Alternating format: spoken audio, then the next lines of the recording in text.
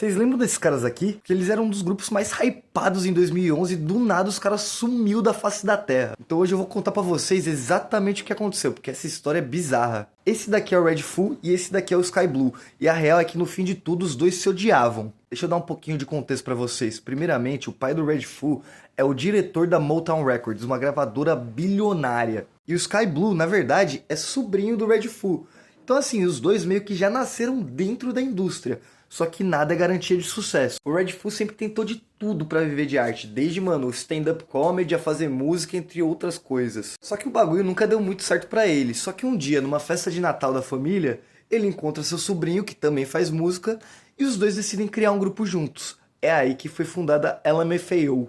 A partir desse momento, os dois foram pro corre. Quando eu falo pro corre, é de verdade, tá ligado? Tipo, praticamente todo dia da semana os caras estavam tocando em algum clube de DJ, e durante o dia os caras estavam, mano, treinando pra música deles ficar foda. Vocês conhecem esse maluco aqui? Esse é o will.i.am do Black Eyed Peas. E a fita é que ele e o Red Full são amigos desde a escola. Então quando o Red Full e o Sky Blue tinham algumas músicas do LMFAO prontas, ele mostrou pro will.i.am e o cara chapou no bagulho. Tanto que imediatamente ele assinou eles pra gravadora dele. E aí o bagulho começou a rodar, rapaziada. Tipo assim, parece que o sucesso dos caras foi do dia pra noite. A música Yes pegou 20 milhões de views e pegou certificado de ouro, o que acabou chamando a atenção desse cara aqui. Vocês conhecem o David Guetta, né? Então ele chamou os caras pra participar de um som dele com a Fergie.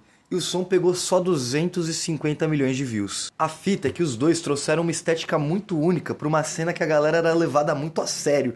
Então o que eles fizeram? Em vez de se levar a sério, eles fizeram um bagulho mais bobão mesmo, de dois caras que curtem dar rolê e dançar, e é isso aí. Eles misturavam a comédia nos clipes dele, dando um ar mais leve pra parada e mais divertido. Então quando eles lançam o disco Sorry for Party Rocking, o nome dos caras ia explodir de vez. A música Party Rock Anthem pegou 2 bilhões de views, e o CD inteiro no YouTube pegou um total de 4 bilhões de views. E assim, nesse ponto, parecia que os caras estavam curtindo a vida no topo do mundo. Só que o bagulho era outras ideias, foi aí que a parada começou a ficar bizarra. Em 2012, o Sky Blue machucou as costas num show no Super Bowl junto com a Madonna. E por conta disso, ele não ia conseguir mais performar nem fazer música por um bom tempo, porque ele tinha que ficar internado e se recuperar. Então o Red Full seguiu a turnê sozinho, como realmente tinha que fazer, não dá pra simplesmente só cancelar o bagulho. Mas o que aconteceu foi de uma filha da putice. A brisa é que ele aproveitou essa oportunidade que ele tava sozinho gerenciando o rolê pra lentamente expulsando o sobrinho dele e tomar controle de tudo. Primeiro, que o Sky Blue não recebeu um centavo pelo resto da turnê, que é completamente ridículo, porque o projeto é tanto dele quanto do Red Full. E segundo, que enquanto esse cara tava, mano, zoado, o Red Full não deu um salve nele, um telefonema, uma visita, uma porra nenhuma. E a fita é que ninguém sabia o que estava acontecendo, mas quando de repente jornais e mídias de blog e os caras começaram a ver que os caras estavam tretados, eles começaram a fazer matérias sobre isso, e aí escancarou pro mundo. O Red Full fez até uns posts falando que a galera inventava a história, inventava treta, não sei o que lá, que tava tudo bem entre os caras. Mas dia 7 de setembro de 2012 eles iam anunciar o fim do grupo. Ele chegou até a falar que independente do fim do grupo, os dois ainda são família e tava tudo certo entre eles.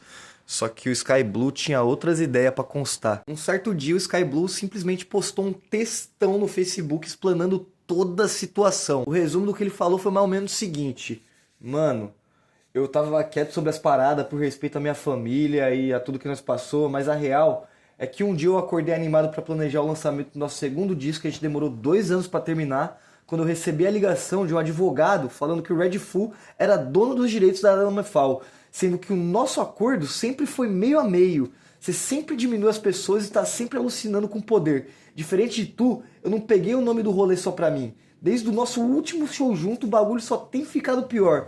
E quando eu me machuquei, você ficou sem falar comigo por 1 ano. Isso vindo de alguém que eu sempre amei e respeitei. Isso machucou muito. Você é meu tio, minha família. E a gente fez muita grana em cima do que a gente criou. Eu admirava você e nós construímos algo junto. E você destruiu tudo sozinho, meu irmão. O maluco falou logo um bolão, mano. Como se não bastasse essa treta toda e o grupo ter acabado, o rapper Rick Ross ainda processou os mano, porque ele falou que a música Everyday I'm Shuffling deles, na verdade, é uma cópia da música dele chamada Everyday I'm Hustling. Ele pediu 7 milhões de dólares no processo e ele ganhou.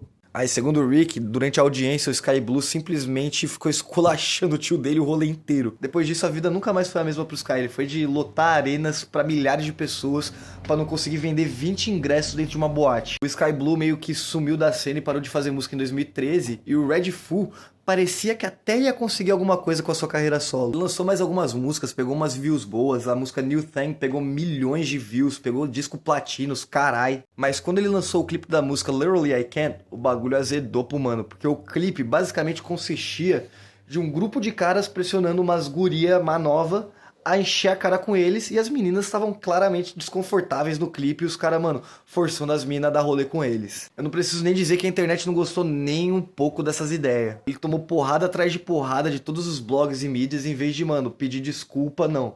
Ele falou, não, eu tô certo, vocês estão errados e foda-se. E isso meio que acabou afastando toda a fanbase dele. Tanto que no último CD que ele tentou lançar, o cara vendeu 144 cópias. Ele ainda tentou fazer algumas coisas dentro da música, mas parece que aquilo cimentou a morte da sua carreira. Agora, um tempo atrás, ele anunciou que vai virar profissional de tênis e isso é tudo que a gente sabe, rapaziada. Até a próxima.